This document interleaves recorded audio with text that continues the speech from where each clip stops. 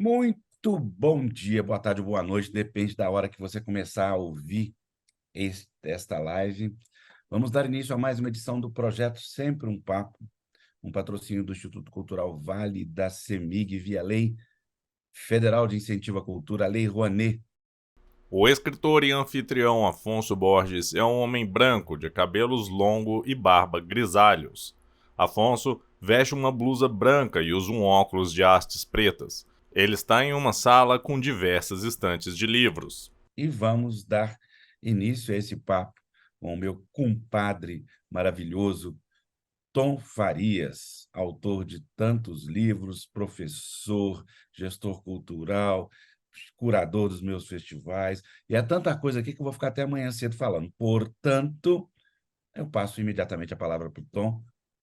Querido, como vai, meu compadre?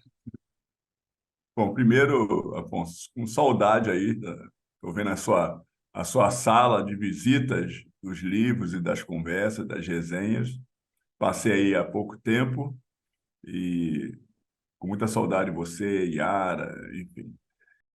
O escritor e jornalista Tom Farias é um homem negro de cabelos longos no estilo dread. Tom veste uma camisa branca e usa um óculos de hastes pretas. Ele está sentado em frente a uma ampla estante com diversos livros. Bom, brigadíssimo estar aqui, por conversar com você e é sempre uma satisfação muito grande. Você é um irmão querido que eu tenho. Também, querido. Bem, o motivo que nos une nesta tela, como diz aquele velho padre bondinho, bondoso, é o livro. Afonso segura nas mãos o livro Toda Fúria de Tom Farias. A capa mostra a silhueta de uma pessoa com sua sombra projetada próxima a um poste e linhas de tensão. Gutenberg, que é um selo da editora autêntica da nossa querida Rejane Dias. Vamos imediatamente, Tom, falar sobre esse caniço, esse menino que representa tantos e tantos meninos e jovens nesse país que não tem nome, ou quando tem nome é um nome como Caniço, né? Que é um apelido, e que você presta, além de uma boa literatura, um serviço também à sociedade brasileira, mostrando gente que que não tem história, né? Ou que tem uma história que ninguém conta. É, é bem interessante porque eu tenho recebido muitos feedbacks de pessoas que estão lendo o livro, já leram, ou que estão próximos a lerem o livro, né? O Martinho da Vila me ligou outro dia dizendo: Caramba, eu que sou devagar, devagarinho, acabei pegando teu livro e li logo de cara, assim, e estou muito aqui impressionado com isso, né? Então, eu fico imaginando o Martinho, com aquele jeito dele, ele vai passar dos 100 com esse jeitinho, né? Igual a tartaruga, anda devagarinho, vive 200 Grande anos, né? escritor, né? Martinho, pouca gente sabe, mas tem mais de o quê? Uns 20 livros já publicados, né? Tá com 28 livros publicados, enfim, Martinho. Então, além de ser o artista da música popular, né? E também a Pilar Del Rio, nossa querida Pilar, lá de Lisboa, mandando mensagem, dizendo: Olha, teu livro está aqui na minha frente, eu preciso terminar uma outra leitura para poder agarrar nele e tal. Então, acho que Caniço, esse personagem do subúrbio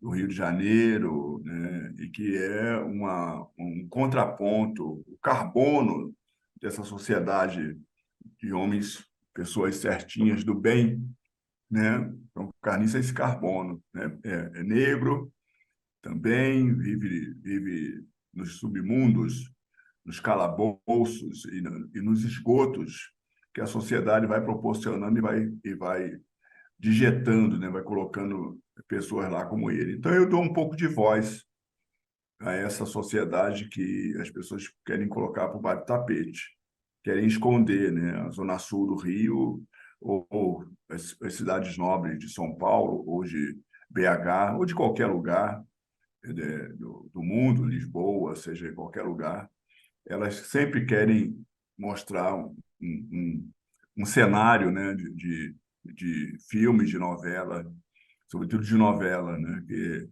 esconder, de fato, o que está ali tão gritante para a gente, como é agora. Então, o Caniço, ele vem trazer essa voz obscurecida e, e mostrar, na verdade, trazer uma mensagem, né, que é muito mais potente, que é uma mensagem de abandono da sociedade brasileira mais necessitada, que é a sociedade, que é o desleixo e a falta de políticas públicas para jovens, para idosos, para as mulheres, a questão da educação e da cultura como elementos tão importantes, Afonso, para se constituir uma sociedade, assim como o esporte, né?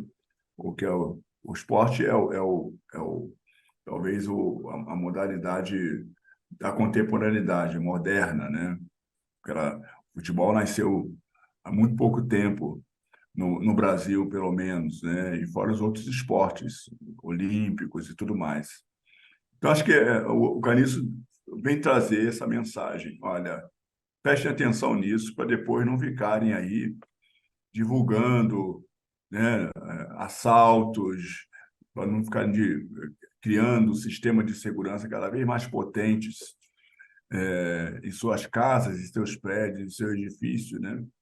Um preso vale um aluno, quer dizer, vale por 10 presos, né?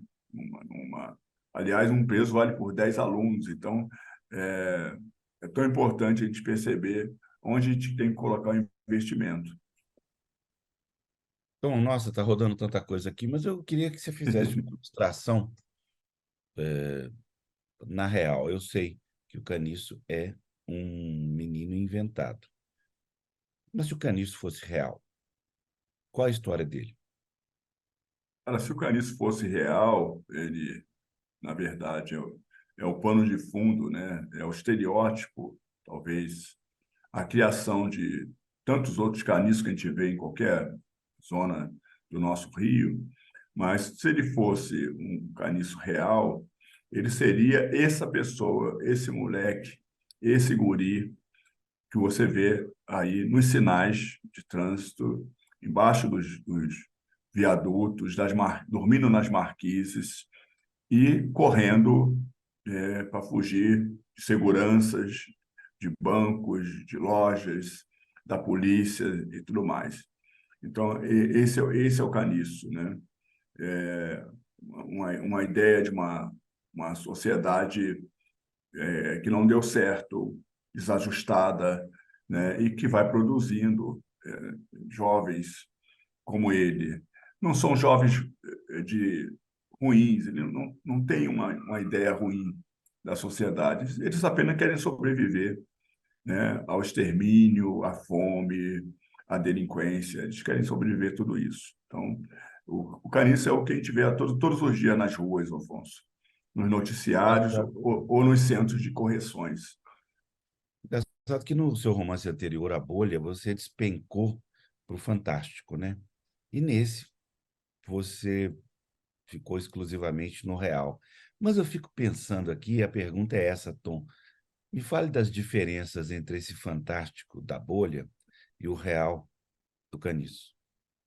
A bolha entrou na mente, né, no imaginário do leitor, e na minha, propriamente dita, porque eu escrevi a bolha num átimo de 6 dias, né? Mas é toda aquela paura que a pandemia criou para a gente, né? Nesses últimos 3 anos. Então, acho que a sociedade estava precisando de um choque de realidade e a bolha veio trazer um pouco sobre isso, né? Trazer esse discurso desse choque de realidade, né? Essa coisa, né? Mais ou menos horripilantes, elétricas, né? Que é como se fosse uma linha de choque, um fio de choque que ficasse ali na tua pele o tempo todo, né? Dando aqueles frições. E o caniço é um outro choque de realidade, né? Quer dizer, o Toda a Fúria, né? É um outro choque de realidade, porque é um choque longe, né, de uma invenção, né, de um vírus que vem atacar a humanidade, né, destruir a humanidade, como é o caso da bolha, né, o caniço é talvez a concretização de uma realidade que a gente, cada dia, em nossas visões e nosso imaginário, na nossa frente, a gente teme ela todos os dias e ela é muito real, né? O caso do vírus, da bolha, é, é possível você dizer, não é real, né? Isso não vai acontecer dessa maneira, né? Para quem não leu o livro, leia. Mas, no caso do caniço, assim, é possível que isso aconteça todos os dias. E, de fato, acaba acontecendo todos os dias, né? A pessoa pensa que eu tenho... Me cobra uma experiência, Afonso. Me cobra uma experiência do livro, como se eu tivesse alguma coisa a ver com o livro, né? Mas as pessoas precisam compreender o que é a criação literária, o que é a fabulação, né? O que a imaginação pode fazer e quando você junta a técnica a expertise da escrita, né? Então, eu fui criar um caniço e eu acho que o impacto dele tanto é porque as pessoas se veem no caniço. Caniço é um moleque, né, que vai ascender ao mundo do crime e as pessoas ficam com pena do caniço e passam a gostar do caniço. Então, todo mundo diz assim, adorei o caniço. Acabei me apaixonando pelo caniço, né? Mas é um pouco por aí, né? Zé. Falando nisso, eu gostaria que você falasse um pouco, claro que se você quiser dar uma aula, a gente vai adorar, nós e todos os espectadores, sobre criação literária. Como é que você desenvolve, como é que você elabora, como você se preparou para esse momento de sentar na frente da página e escrever, porque quem pensa que é só sentar e escrever está muito enganado, né? E é bom, Afonso, você que é um escritor também, é bom que as pessoas tenham uma ideia, né, da responsabilidade que é escrever. E quando a gente fala, né, porque o ato da escrita é um ato de generosidade com a humanidade, né? A gente a gente entrega parte de nós para a humanidade. Então isso é muito importante porque quem vai estar do outro lado segurando essa obra, esse livro, e viajando nele, eu acho que você precisa saber exatamente o que você entrega para essas pessoas. É um sentido de humanidade, né, que é preciso ser compartilhado. Eu acho que cada um tem uma técnica de escrita.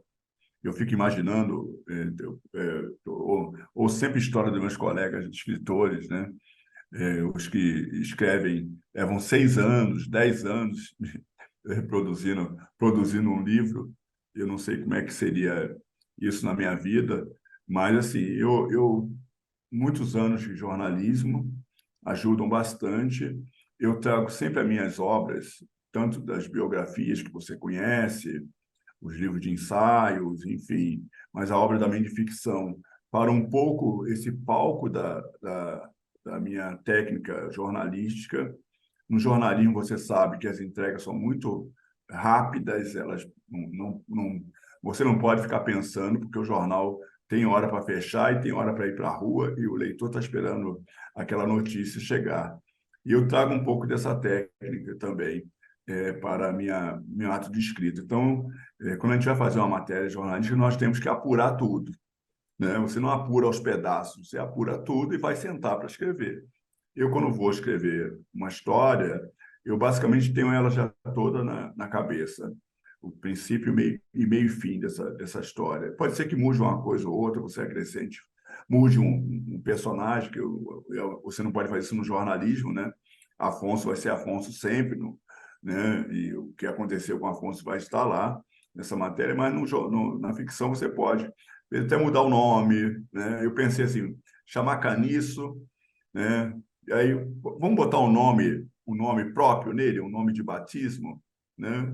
Então, quer dizer, tentando dar uma humanidade, né, a esse caniço, porque muitos jovens que morrem vivem nesse mundo da delinquência, do abandono, né? Esses meninos de rua, meninas de rua, ou meninas na rua, né?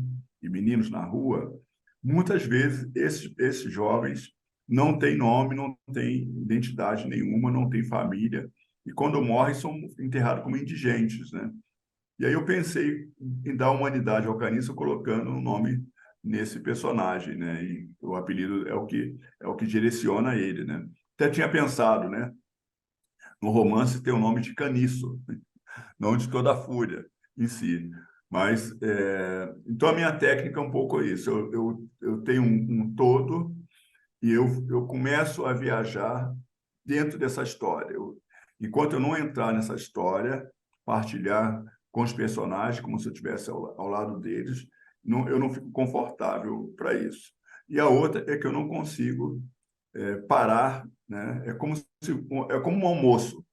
Se você, né, não comer a comida e na sequência, uma parte dela vai ficar fria e de repente você vai parar de gostar dessa comida, né? Então, assim, eu vou escrevendo num ritmo que a história permanece sempre na minha memória e eu não preciso ficar fazendo digressões a ela, voltando a ela, né? Eu só estou sempre dando sequência a essa história de uma forma geral. Então, eu digo até para as pessoas que querem o mundo da escrita, leem bastante, assuntos diversos, leiam de tudo, não tenham só um recorte de leituras, leiam de tudo. A leitura é fundamental para que você sinta o ambiente da escrita, e aí, né, se você lê os clássicos, ou lê os modernos, ou lê os contemporâneos, né, isso é bastante impactante, né? E escreva todos os dias, qualquer coisa, mas tenho o hábito de escrever todos os dias, né? A escrita, para mim, ela funciona dessa maneira. Você está todos os dias aqui em frente ao computador, né? Com a ideia fora do lugar, daqui a pouco essa ideia ela vai se ajustando. Há uma energia que vai puxando essa ideia para algum fluxo que faz sentido. Por isso que nasce toda a fúria, nasce a bolha, né? E nasce outras coisas, os meus artigos da Folha, por isso que nasce tudo isso. Bem, eu queria que você falasse, a bateria do computador corre, Ô, queria Maia. que você falasse, com exceção da Carolina, que aí sim é um assunto em separado, do trabalho de biógrafo que, que transformou-se num belo pedaço da sua carreira profissional, né? É, eu diria que é a maior fatia do bolo da minha carreira, porque Mas deixa a Carolina para depois, falar dos outros livros. ela não vai gostar, mas tudo bem. Mas, assim, eu sou formado em comunicação social, né, e trabalhei como repórter muitos anos. Hoje eu sou apenas dentro da função do jornalismo, escrevo artigos, tenho a coluna da Folha, como você conhece, toda quarta-feira. Mas eu também me formei em letras, né? E aí fiz especializações, pós-graduação, dei aula, né, na área de literatura.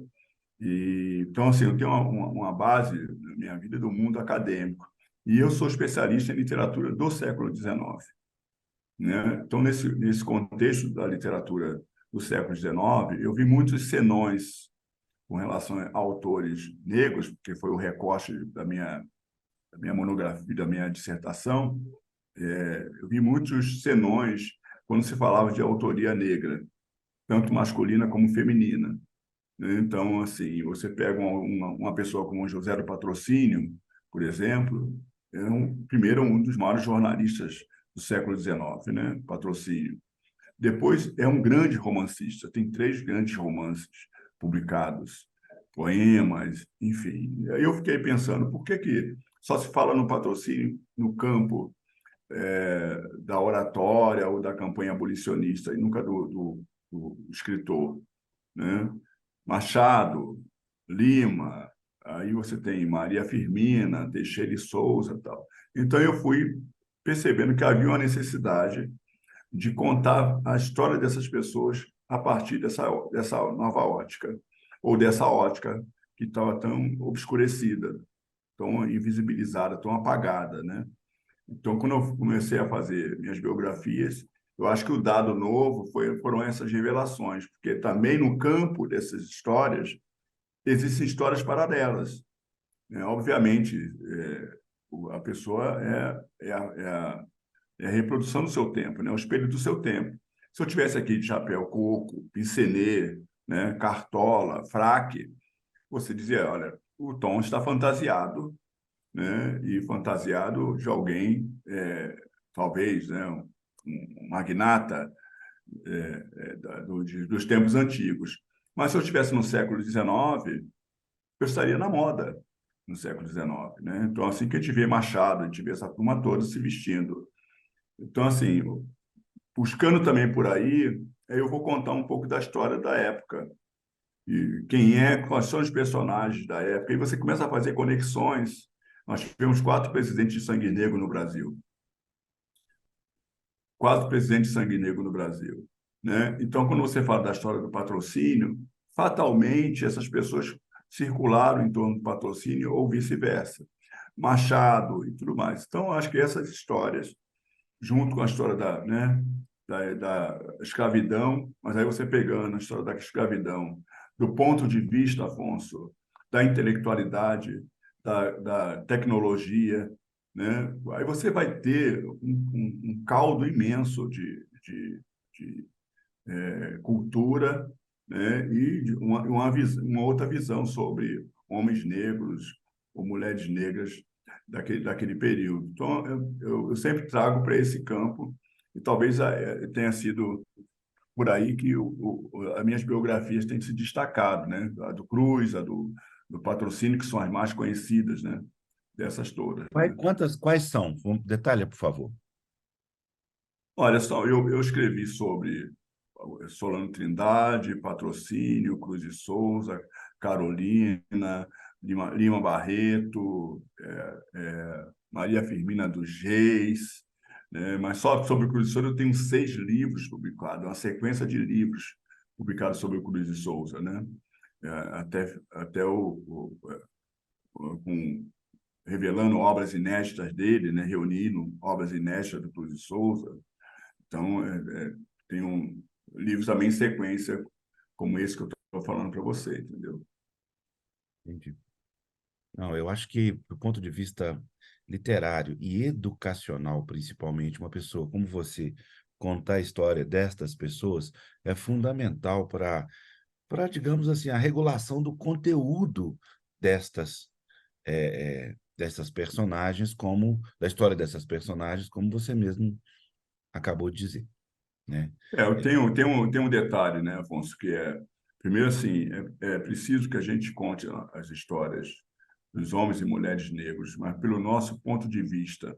A academia usou muito esse padrão de uma pessoa não negra contar histórias de pessoas negras e deixa sempre um senão, deixa sempre algo a dizer ou maldito, porque por mais sensibilidade que tenha um historiador, uma historiadora, um pesquisador para falar sobre esse assunto, há um sentimento que nela não consegue tocar nesses assuntos. E eu acho que nós temos mais condições, não somos perfeições sobre isso, mas temos mais condições de contar um pouco dessa história, entendeu? Entendi. Agora, do ponto de vista, puxando esse assunto aí já diretamente para a educação, Tom, direto, o que está faltando na educação brasileira com relação à história e realidades verdadeiras do ponto de vista da negritude? Eu penso que tem que se refundar a educação no Brasil, né? A partir do ensino, desde o ensino básico, ali, né, primeiro e segundo segmentos, pegando ensino médio, para se ter uma noção de realmente quem são os criadores, né? As pessoas que construíram essa nação. Porque, do ponto de vista histórico, Afonso, os negros são sempre muito mal referenciados nos livros didáticos, nos livros de histórias, nos livros de literatura, né? Se você for pegar aí um dicionário e você vai separar o verbete sobre negro e o verbete sobre branco, você vai ter uma ideia precisa do que é ser negro no Brasil. E, ao ler, você não vai querer ser negro no Brasil. E o que é ser branco no Brasil? Ao ler, você vai querer ser branco no Brasil. Branco é algo brilhante, né? É algo que deu certo, né? A mesma coisa é você, por exemplo, leia sobre quilombo. O que significa quilombo? Lugar de negro fugido. Quilombo. O que você faz com os quilombos de hoje? Né? Estou falando dos quilombos do século XVI, XVII, XVIII, XIX, mas e os quilombos do século XX e XXI? Tem negro fugido no século XX e XXI? Uma pessoa que lê dentro dessa perspectiva tem uma ideia muito distorcida sobre isso, né? Então, outra coisa são as grandes nações africanas, né? A gente vai pensar aí, por exemplo, na astrologia, na matemática, na medicina, na filosofia, na arquitetura, por exemplo, na navegação. Como é que você fala, como é que você pensa, Afonso, as pirâmides e os faraós negros? Como é que se dá isso? Então, assim, o que nós precisamos é mudar um pouco dessa história. O jovem conhece e tem vontade de ir para a Europa, mas não sabe, não tem vontade de ir para a África, né, no continente africano, porque ele acha que na África tem pessoas peladas e que vivem no mato e com bicho, entendeu? Enquanto na Europa são aqueles prédios belíssimos, as histórias edificantes de homens que construíram, né, o velho e o novo mundo, né? Então, é isso são esses fatos que os livros ainda trazem e distorcem uma realidade muito grande. E aí você pega pessoas tão novas, né, com padrões racistas muito grandes, né? E aí você pega e a partir daí você tem uma ideia do quanto a educação ainda precisa ser modificada, né? Então, nas histórias das cidades, por exemplo, né? Quem é que traça, quem é que constrói as cidades, Afonso? Né? Nós só temos arquitetos brancos construindo essas cidades. E muitas vezes, né, esses arquitetos é, é, pensam numa cidade para proteger a eles mesmos, né? Então, a gente sabe muito bem onde estão os pobres, que distâncias eles estão na cidade, em que lugares estão na cidade e onde estão as pessoas abastadas, mais ricas, né? Que não são, obviamente, negras. Então, é preciso, acho que a educação ela precisa ser refundada nesse aspecto, né? E para colocar exatamente uma sociedade com equidade de condições, de acesso, né? E essa coisa outro dia alguém estava me falando assim, é, nós herdamos uma fazenda de 300 anos, e falando com um certo orgulho de ter dado uma fazenda de 300 anos. E eu perguntei, você tem ideia de quem trabalhou nessa fazenda de 300 anos? Para você estar com tanto orgulho de ter dado uma fazenda dessa? É, esse solo com que sangue ele foi molhado, né, durante esse período todo. Então, essa ideia também de grandeza a partir, né, de heranças que vieram do sangue do negro africano, sobretudo, né, ela ainda permanece no Brasil. As pessoas têm orgulho de mostrar na parede um antepassado que foi barão, que foi visconde, que foi diretor do Banco do Brasil na época da escravidão, entendeu? Então, é sobre isso que a gente precisa falar na educação, desmontar a educação e construir uma educação para todos os brasileiros, né? Porque, na final, somos 55,8% da população, ou seja, 1 milhão, 102 milhões de pessoas negras nesse país. Daqui a 100 anos, Afonso, teremos quase 100% da população brasileira que vai está aí com mais de 300 milhões de pessoas. Aí eu quero saber o que as pessoas brancas vão fazer se elas não começarem agora a dar o passo necessário para reconstituir essa nação, que seja uma nação para todos. Então, vamos falar de língua portuguesa, mas vamos falar só das polêmicas. Vamos direto nas polêmicas. Você concorda com o branco virar para você e falar assim, aqui, vamos esclarecer esse assunto? Cara, isso é um dos vícios, né, de linguagem, né? É a mesma coisa quando fala, não, né, neguinho foi lá em casa, neguinho fez isso, neguinho fez aquilo, né?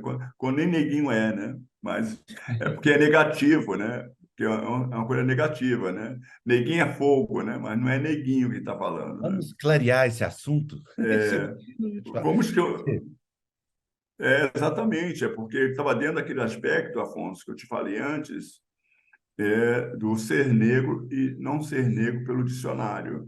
E os mais modernos dicionários, né? Aurélio, Wise, enfim, mas os mais modernos deles, sabe? Então, acho que está dentro desse aspecto e você naturalizar algo como essa expressão, né? Clarear, assim, ou seja, deixar ela de forma nítida, palatável, né? Por que não pode escurecer? Eu falo geralmente isso, né? Vamos escurecer, né? As nossas ideias. Enfim, mas eu acho que está bem por aí. São essas correções de rumo que nós precisamos, porque você vai cada vez mais criando gerações com base nas gerações futuras. Você em África, sobretudo em Angola, países como Moçambique, por exemplo, é, há um respeito muito grande aos mais velhos. Quanto mais velho, mais respeito você tem. Você sabe por quê essa correlação? Porque o mais velho ele está próximo do ancestral. Ou seja, o ancestral, o cara que criou tudo isto, né? Estando mais próximo dele, você está mais próximo da sabedoria do Criador. Né? Então essa ideia, né, do mais velho. E aqui você tem um pouco dessa questão, né? O camarada ele é criado dentro de um regime, né? Vamos dizer, de benefícios, sabe, de heranças, né? Dentro de um padrão de vida, né? Que só traz coisas benéficas para ele. Então, ele vai criando a geração dele nesse mesmo aspecto, sem que ela possa se dar conta do futuro. Não conheço uma pessoa que abriu mão da sua herança, Afonso, dos seus privilégios. Não conheço nenhuma pessoa na minha vida de 60 e poucos anos que tenha feito isso. Então, acho que quando você fala nesse tom, né? Vamos clarear, né? Esse Tom Essa, Farias, né? então, eu acho que está dentro desse aspecto dessa modificação toda, Pois né? é, Tom, mas eu queria que você fosse mais longe. Você está sendo diplomático como lhe cabe, né? Como lhe comporta, porque você é uma pessoa educada. Mas vamos tentar não ser um educado um pouquinho. A resistência dos brancos, em geral, à mudança de termos que são consagrados positivamente no sentido do poder e da manutenção do poder do branco é incrível. Essa conversa que nós tínhamos aqui, eu tive outro dia com um grande amigo nosso, jornalista notório e consagrado, e ele não aceitou. Não aceitou. Não, isso é uma mudança desnecessária. Não entendeu. Então, assim, Tom, o que fazer quando as pessoas, no fundo, não entendem a importância e a necessidade de se utilizar a língua portuguesa para mudar essa situação? Porque, Afonso, olha só, o pessoal que está aqui nos assistindo, né? O que acontece de fato é quando você gera um gatilho constrangedor para a história daquelas pessoas, não só para a história deles, mas a história do antepassado. Quando a pessoa se religa, como, né? A religião é isso, né? Ligar, religar, né? E quando a pessoa cria esse gatilho, ela religa um processo fundo que vai cair num passado muito horroroso. E aí, como você né, vai passar a perceber o seu avô, o seu bisavô, sabe? Mesmo o seu pai nesse processo. Então, essa é uma resistência e é um pacto social para isso, né? E aí nós chamamos de um pacto da branquitude, né? É uma blindagem para que você sempre, né? Você tem pessoas, lógico, né? Pessoas brancas muito aliadas de todo esse processo, com um letramento muito poderoso. Mas, no geral, as pessoas se blindam a isso, elas não querem avançar nesse processo, porque vão criar esse gatilho. E esse gatilho é o reconhecimento do seu padrão racista, do que você fez lá atrás. Né? Você tem uma pessoa que trabalha na sua casa anos, 20, 30, 40 anos, enquanto, né, ao lado tem uma pessoa estudando para ser doutora, para se formar na universidade, e uma pessoa está lá naquele quartinho lá de visitas, aquele quartinho de empregado, aquele quarto de despejo, né? Como fala a Carolina. E você não se toca nisso, né? A gente estava falando outro dia sobre o padrão das vidas. Você imaginar, Afonso, uma pessoa que tem problemas, né, de saúde porque não consegue dormir direito, o padrão de sono é muito baixo, ou seja, mora num lugar que tem violência, que tem tiros, que não sei o quê. O padrão de fome, né? Come uma comida com baixa caloria, quando come essa comida, e a briga para ter essa comida é muito grande.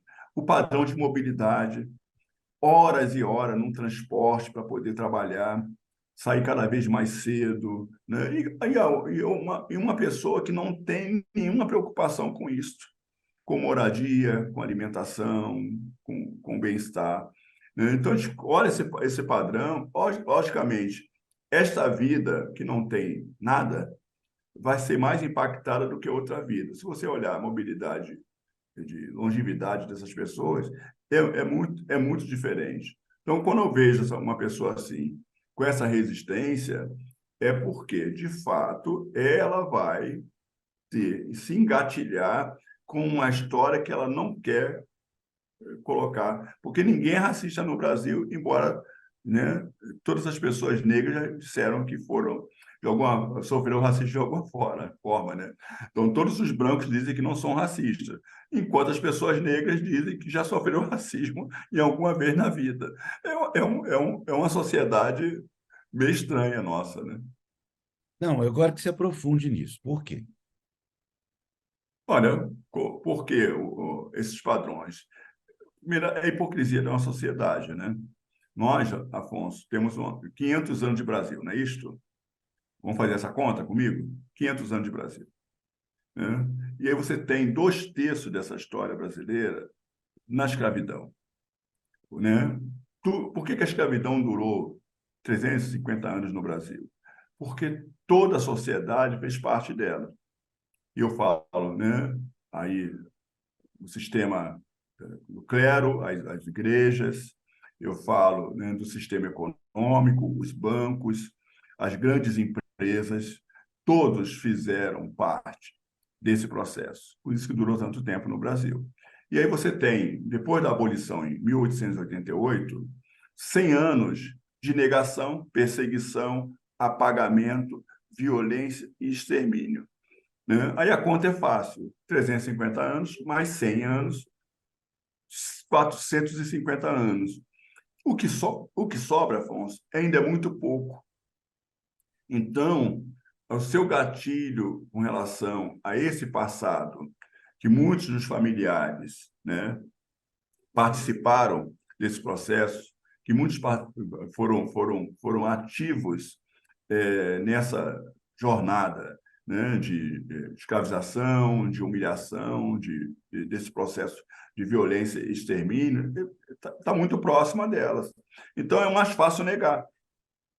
Eu nego para ficar bem na fita, né? Eu nego para continuar sendo uma pessoa de bem. Aí o outro fala assim, não, eu não sou racista, eu tenho até um amigo negro que vai lá em casa, come com a gente na mesma mesa, sabe? Né? E aí junta isso, né? A pessoa falando que vai clarear alguma coisa. Então, assim, ele não consegue, no fundo, não ser racista, mas na percepção dele, ele é um cara antirracista, mas no fundo falta letramento, falta sensibilidade, né? Falta ele admitir, né? Porque eu acho que o primeiro passo é quando você admite alguma coisa, né? Acho que para você se corrigir, para se curar, você tem que admitir que está doente, né?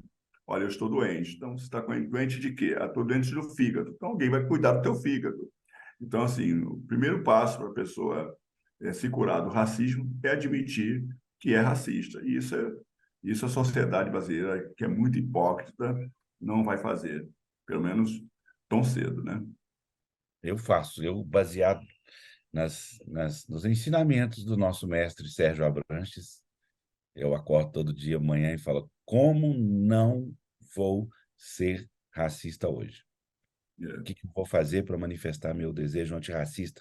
Porque eu acredito piamente que grande parte dos problemas, a natureza dos problemas brasileiros, estão centrados nesse fator cultural. E aí, eu já queria pular da sua última fala, que é a questão, digamos, do resquício maior do racismo, da escravidão no Brasil, que são as empregadas domésticas, né? Eu acho que se tem uma linha que nos liga diretamente com os navios negreiros da África, é a empregada doméstica. Então, eu queria que você começasse a falar um pouco sobre o que te iluminou, digamos assim, do ponto de vista da determinação. Você viu que a Manu então, Ainda bem que está gravado, né? ah, Ainda bem, né? Ainda bem que está gravado. enfim, Ainda bem que ela está vestida. pois é. Conta a história da biografia da Carolina, aquele livro que foi publicado, e fala do novo livro que será editado para ano que vem, com esta nova biografia da Carolina. Primeiro, Afonso, eu penso que o Brasil talvez seja o único país no mundo e nós temos, pela ONU, 195 países reconhecidos pela ONU. No total, são 206 países. Então, ainda tem uma parte que ainda não é reconhecida. São mais ou menos 11 países que não são reconhecidos ainda pela ONU, né? E eu acho que o Brasil é o único país do mundo que você tem elevador de serviço. E é um elevador claramente focado nas pessoas, nas empregadas domésticas, né? Dos serviçais dos prédios, né? No tempo da escravidão, você tinha as senzalas, né? Então, os negros sabiam exatamente onde tinham que entrar, onde tinham livre acesso, né? Que eram essas senzalas que ficavam, obviamente, afastadas da Casa Grande, né? Para não ter esse contágio. Então, eu penso assim que a gente ainda continua reproduzindo coisas do período da escravidão. As mucamas de antigamente, né? Que cuidavam de toda a casa, cuidavam dos seus filhos, né? Eu vi um processo no início do século XIX, onde uma pessoa protestou porque não pôde amamentar seu filho, porque tinha que amamentar o filho do senhor e da senhora com leite que era do filho dela. Então, o filho morreu sem ela poder amamentar, porque ela não conseguia amamentar. Isso acabou gerando um processo.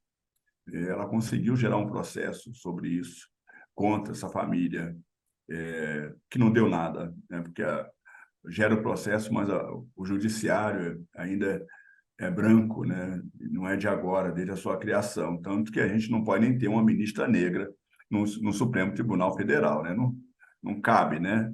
No Supremo. Mas, assim, a Carolina passou por esse processo, né, de servilismo, né, nas casas grandes, do seu tempo, desde menina, né? Ela nasceu em 1914 ou 1915. Depois a gente vai contar essa história mais adiante, do nascimento da Carolina.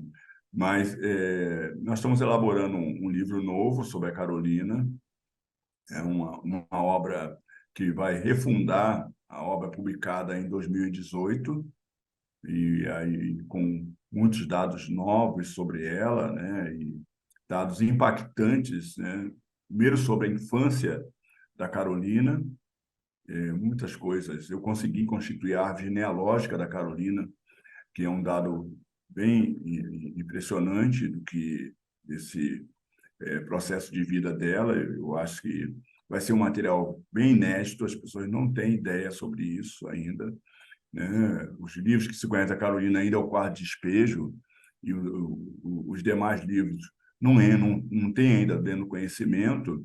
O apelido dela, Bitita, vai entrar dentro desse processo também, né? Por que é Bitita? Esse apelido em Carolina, é bem interessante chegar a essa conclusão.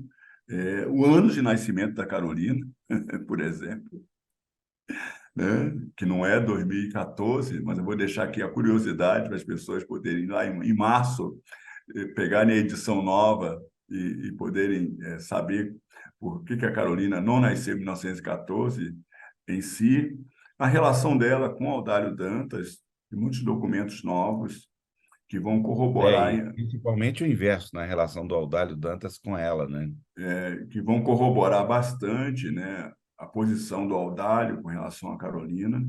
Então, são documentos também inéditos, são mais de 100 cartas deixadas entre eles, trocadas entre eles, relatórios de prestação de contas de livros.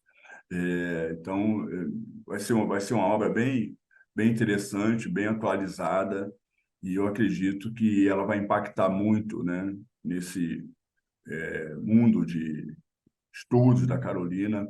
É um mundo ainda bastante sectário e muito egoísta, este mundo, porque as pessoas têm uma ideia de Carolina, elas espousam a Carolina de uma maneira, né? Ou seja, tomam a Carolina para si e ignoram todos os outros processos, de todos os outros criadores, todos os outros pesquisadores, como se elas fossem únicas pessoas a lidarem, a descobrirem a Carolina, né? Acusaram tanto ao Dário, né, de que ele não era o descobridor da Carolina, e agora está cheio de descobridores da Carolina por aí, entendeu, Afonso? É tão escroto isso, partindo de pessoas da academia, sobretudo, né? Então, isso é bem uma realidade assim, que entristece bastante, né? E só prejudica a memória da Carolina e a difusão da sua obra em si, né? Então, agora vão publicar um romance da Carolina, né? Que é o romance O Escravo, que, aliás, não tem nada a ver com a escravidão em si, não é sobre essa escravidão que a Carolina, escravidão africana, né? Que a gente teve no Brasil, que a Carolina fala, é outra escravidão, a escravidão do amor, mas vão publicar agora. Então, assim, está tudo muito atrasado para mentalidades que se acham tão avançadas, né? E a gente vai perdendo esse referencial. Eu quero trazer isso, humanizar cada vez mais a Carolina, quer dizer, foi o meu processo de 2018 para cá, né, com um livro que eu havia publicado sobre ela. Então, eu quero cada vez mais humanizá-las, colocar esse tema numa discussão mais ampla, menos egoísta, mais acadêmica, mas, sobretudo, trazer material que comprove aquilo que estou dizendo, porque senão a parte científica, a parte de pesquisa, né, mesmo a parte literária, ela fica comprometida. Então, É não é. engraçado, em certo momento, te interrompendo, a história da Carolina se confunde com a história da difusão do preconceito no Brasil. O que mais me espanta é que isso chegou aqui e certo aspecto, certo verniz, digamos assim, que se pintou sobre nessa história, tem a mesma natureza, entendeu? Tem o mesmo link de história, de contar a história do preconceito. Afonso, até pegando esse teu gancho, eu digo que nós só conseguimos começar a verificar, a perceber o preconceito de fato na literatura com a Carolina, né? Obviamente, Machado, Cruz, né? Patrocínio. Os escritores do passado sofreram preconceito, mas na Carolina escancarou o preconceito com relação, né, a uma autoria negra. Porque, por exemplo, quando a gente pega pessoas do passado, de alguma maneira, eles tiveram acesso maior à educação do que a Carolina. Eles não viveram em situação de favelização como a Carolina viveu, né? De pobreza, né? E, além de tudo, né? Eram homens, não eram mulheres, né? A mulher sofre ainda muito mais esse processo de racismo, de discriminação, ainda mais como é negra como ela. Então, a Carolina trouxe, de fato, essa ideia de uma sociedade preconceituosa, um preconceito de raiz, e isso foi tudo sobre a Carolina, tudo jogado sobre a Carolina, né? E aí a gente consegue ver como é que isso processava no passado, né? O Machado, durante 100 anos, ficou sendo tratado como um homem branco, né? Como era, né, considerado, né, o homem que fundou a Academia Brasileira de Letras, foi seu primeiro presidente, né, criou histórias e romances fantásticos para a literatura brasileira, talvez um dos maiores escritores brasileiros de todos os tempos, do Machado. O Lima, sempre visto com aquela cara dele, saído do manicômio, né, ou seja, doente, alcoólatra, associado a um homem louco, agora ganhou intelectualidade, né? Então, vive um outro processo. Maria Firmina dos Reis, mais de 100 anos, olvidada, com um grande romance publicado em 1859. Né? Então, assim, quando eu estava falando do patrocínio, por que não publicam as obras do patrocínio, os romances dele? Por que não traz isso de volta? Já que são romances, inclusive, modernos, né? São romances realistas, que têm, inclusive, um padrão de linguagem muito bem elaborado. É, o Patrocínio é o fundador do romance-reportagem no Brasil. Tem dois grandes romances-reportagem no Brasil. Mas, enfim, então, quando eu falo um pouco sobre isso, né? O quanto nós Percebe? conseguimos enxergar uma sociedade racista na literatura, através da Carolina Maria de Jesus, né? Mas tem um viés aí que tem que ser considerado. De todos que você me falou e de todos que eu conheço, nenhum fez tanto sucesso editorial como a Carolina. A Carolina tem isso, né? Eu calculo, Afonso, que a Carolina tenha vendido até hoje uns 6 milhões de livros no Brasil e no mundo. Esse é meu cálculo de venda da Carolina. Ou seja, é um fenômeno para uma mulher enfeixada dentro de uma noção elitista, né, de analfabeta, que não teve escolaridade, moradora de favela, mãe solteira de 3 filhos, enfim. Então, quando a gente olha esse aspecto, tanto que você vê as imagens da Carolina ainda hoje, divulgaram suas imagens dela na favela, pobre, com aquele lenço na cabeça, o barraco de madeira no fundo, os filhos, né, ali numa situação vexatórias, né, de humilhação, de maus tratos. Então, essa é ainda a Carolina que a gente percebe. E é, no entanto, uma das maiores escritoras brasileiras negras. É a maior escritora hoje editada no Brasil e no mundo, né? É, já chegam a mais de 30 países que a obra da Carolina circula. Eu não conheço nenhuma escritora brasileira, talvez a Conceição Evaristo chegue lá, a esse patamar, uma Eliana Alves Cruz, por exemplo, né? Eu falando de mulheres, né? Mas, enquanto escritora, eu não conheço nenhuma que chegou ao patamar da Carolina. Carolina foi considerada a Shakespeare da cor, a Machado de Assis de saia e a Jorge Amado do povo, a Carolina. Foi lida por John Kennedy ao Papa, né? Ou seja, é impressionante uma pessoa que vendia 20 a 30 mil exemplares por mês na Tchecoslováquia, Afonso Borges, né? E que foi best-seller em basicamente 11 países ao mesmo tempo. eu quero conhecer alguém da dimensão da Carolina.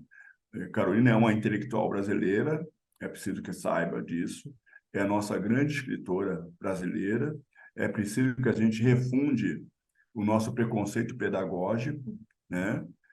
Então, a gente tem né, esse conceito, né, de que só a academia escreve direito, né?